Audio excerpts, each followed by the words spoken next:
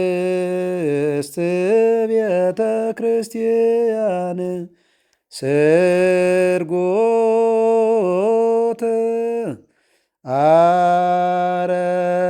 አረፋቲሃ ወስዕልት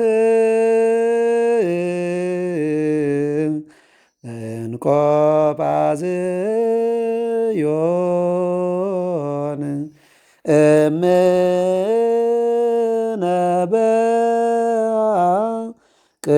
ቅድስት ቤተ ክርስቲያን።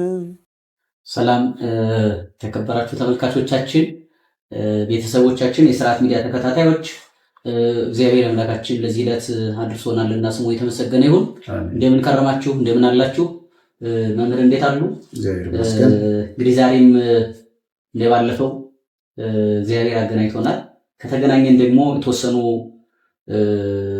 ውይይቶችን እናደርጋለን።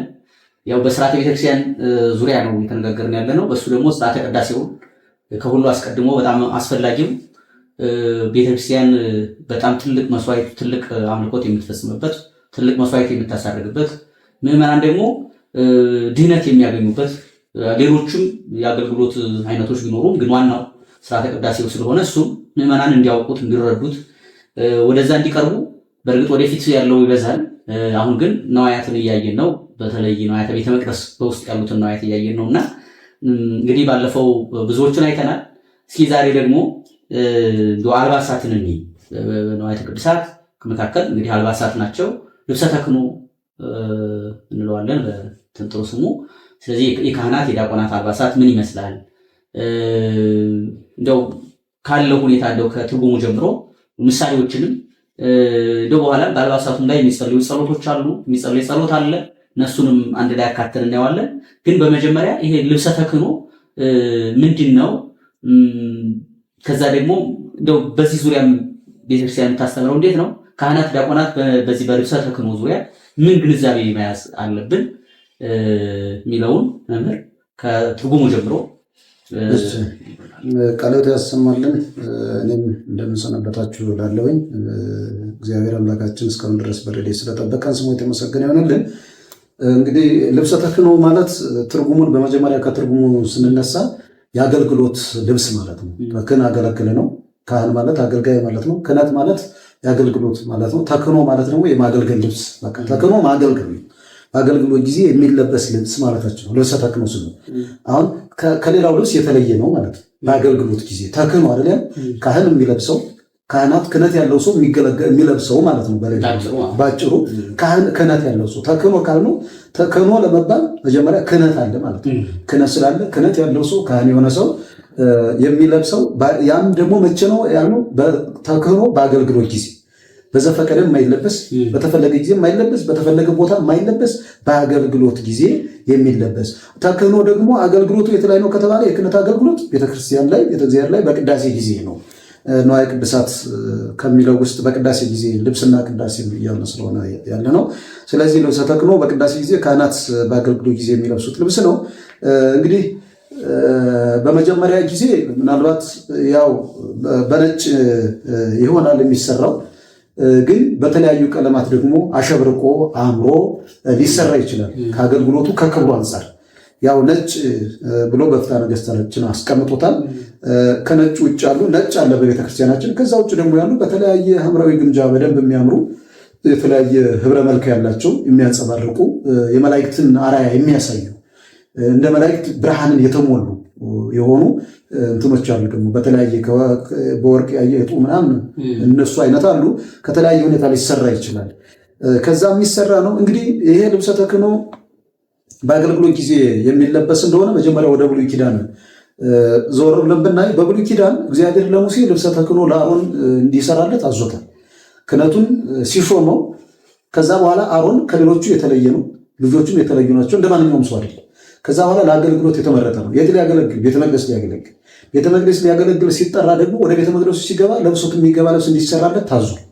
ከዛ በአገልግሎት ጊዜ እንደውም ገልጦ ነው የሚናገረው እና በብሉይ ኪዳን እንዲህ ይላል፣ የአሮን ልጆች ከሕዝቡ ተለይተው ሊከብሩበት ከነጭ ሐር ቀሚስ መታጠቂያ ስራ አላቸው፣ ከወገባቸው እስከ ቁርጭምጭምታቸው የሚደርስ መጠኑን ጭምር ይናገራል። እስከታች ድረስ እመጣበታለሁ በኋላ። ልብሱ ራሱ እስከታች በደንብ በልካቸው የተደረገ ያረዘመ ያላጠረ አካላቸውን በሙሉ የሚሸፍን በቃ ለካህኑ የሚገባ ቀሚስ በቃ መሰል በቃ ወደታች ይምር እስከታች ድረስ እዛው መጽሐፍ ቅዱስ በቀጥታ ነው የሚለው።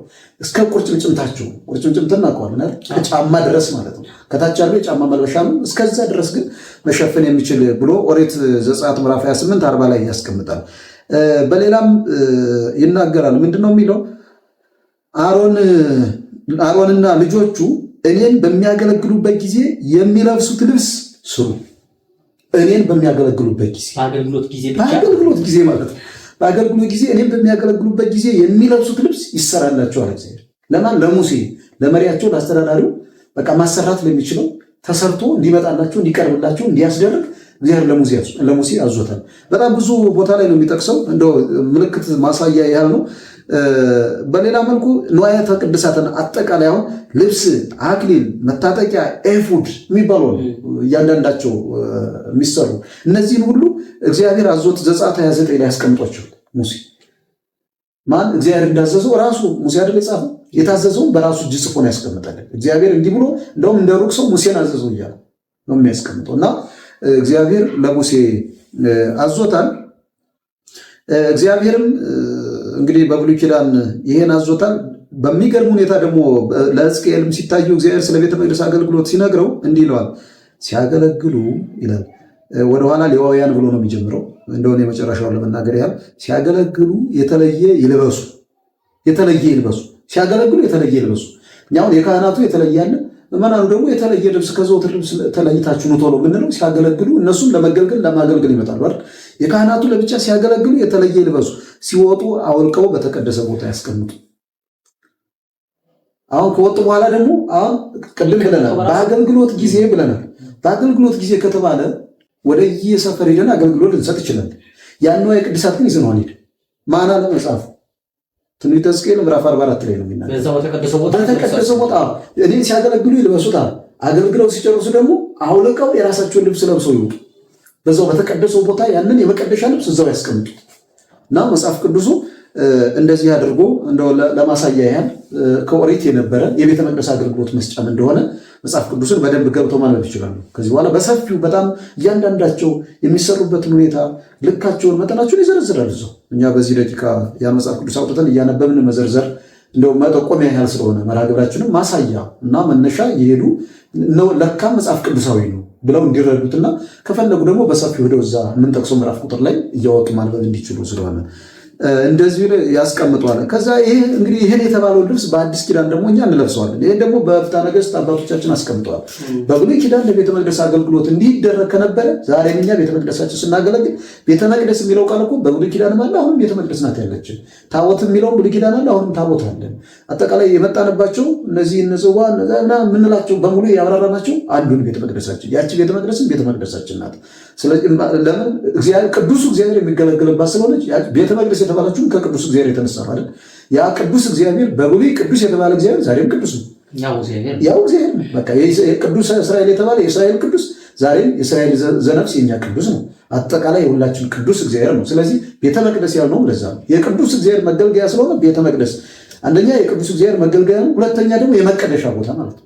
በቃ የእግዚአብሔርን ቅዱስና የምንካፈልበት እንደ እግዚአብሔር ቅዱስ የምንሆንበት ተቀድሰን የምንወጣበት አልባሳት ሁሉ ተቀድሰው እዛው ቅዱስ የሚሆኑበት ቦታ ስለሆነ በቤተ መቅደስ እናገለግላለን። እንግዲህ ይህን ሲለብሱ ካህናቱ ይሄ ልብስ ተዘጋጅቶ ይመጣላቸዋል።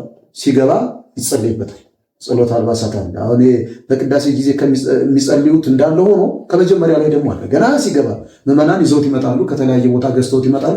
እንደመጡ ተቀበለው ከመጀመሪያ ያለው ጸሎት ተጸልዩ። ይሄኛው በየቅዳሴው በየዕለቱ የሚባለው ነው። ያኛው የመጀመሪያው ማክበሪያ ደግሞ ሌላ ማክበሪያ ሲገባ ማለት ነው። እና ያን ከገባ በኋላ ካህናት ቅዳሴ ሊገቡ ሲሉ ልብሱ የሚለብሱት ልብስ አስቀድሞ ይዘጋጃል። ይመጣና በአንድ በጠረጴዛ ወይም በተመቻቸ ቦታ ላይ ይዘረጋል። እንደው ዝም ብሎ ብድግ ተደርጎም አይለበስም። ይዘረጋል፣ ይጸለይበታል። ከተጸለይበት በኋላ ደግሞ ሊቀ ጳጳሱ ሊሆኑ ይችላሉ፣ ወይም አስተዳዳሪ ሊሆኑ ይችላሉ። ያለዛ እነሱ ባይኖሩ ካህኑ በራሱ ያስቀምጥና ይባርካቸው። ይባርክና አንስቶ ይለብሳል። ከመልበሱ በፊት ግን ሲባርካቸው ሲያዘጋጃቸው ምን ያደርጋል?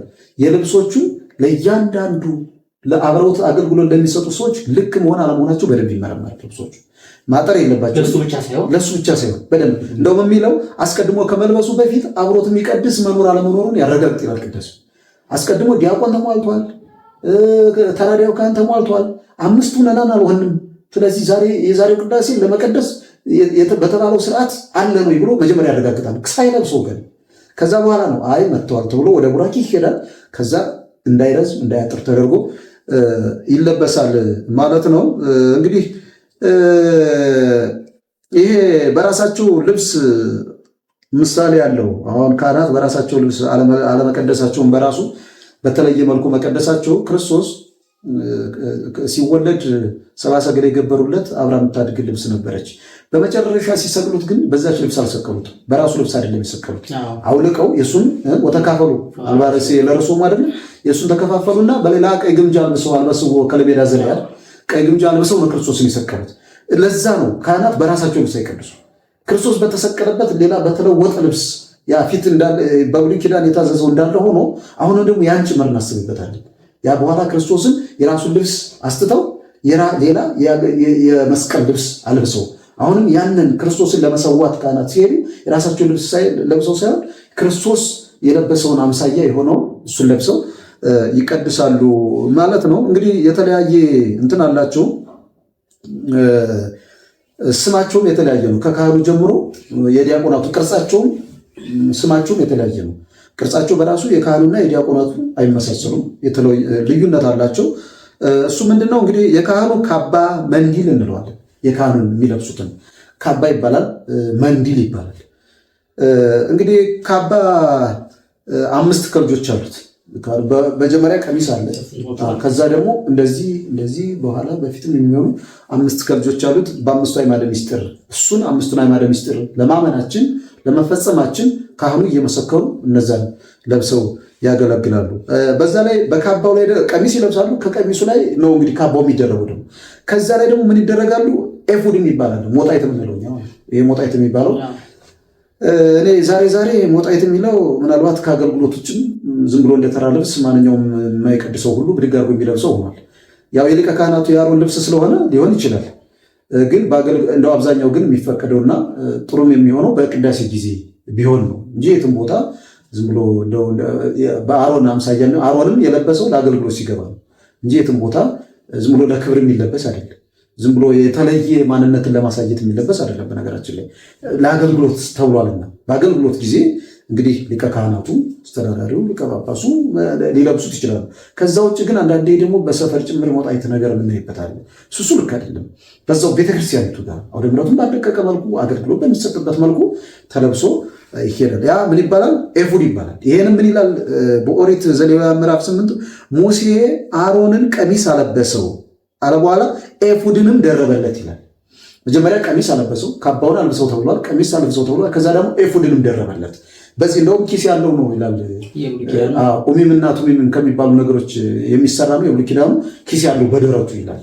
እነዛ እንግዲህ ኪሶቹ በራሳቸው ምልክት አላቸው፣ ምሳሌም አላቸው በዛ ውስጥ የሚሰሩት እና አሁን ኪስ የለውም። ዝም ብሎ ወደታች ወጥ የሆነ ከተለያዩ ነገሮች የተሰራ ያማረ የአባቶችን ሊቀ ካህናትነታቸውን የሚገልጥ በቃ ግርማቸውን ከፍ አድርጎ የሚያሳይ ደረጃቸውን፣ ክብራቸውን፣ ጠባቂነታቸውን፣ እረኛነታቸውን፣ አሮንነታቸውን የሚያሳይ ማለት ነው። በጥቅሉ የእግዚአብሔር አገልጋይ መሆናቸውን የሚገልጥ ይደረጋል። እነዛ ይደረባሉ። በቀሚሱ ላይ እና በካባው ላይ ተደርቦ የሚለበስ ማለት ነው። ካባ መንዲል የምንለው የካህኑ። በሌላ መልኩ እንግዲህ የዲያቆናቱ ደግሞ በተለየ መልኩ አለ። የዲያቆናቱ ቀሚስ አለው። ከዛ ደግሞ ለምድም ይባላሉ። ለምድ የሚባል ቀሚስ እንደ ካህኑ በውስጥ ቀሚስ ይለብሳል ዲያቆኑ። ከዛ በኋላ ምን ያደርጋል?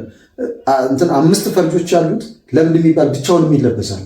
ያ ለምዱ በድሮ አሰራር ለምዱ ብቻውን ነበር የሚደረገው። አሉ ዛሬ በተላላቅ አድባራት ለምድ ለብቻው ነው ያለው፣ ቀሚስ ለብቻ።